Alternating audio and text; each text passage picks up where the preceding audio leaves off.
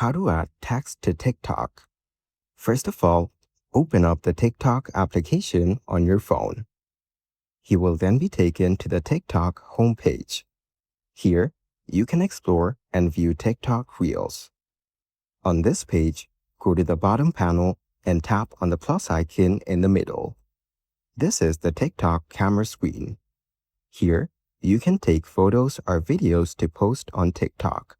Now, swipe left and tap on Text beside Photo above the Capture button.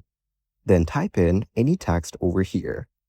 You can also change the font style and type of the text if you want from here. Explore the different styles available and select any.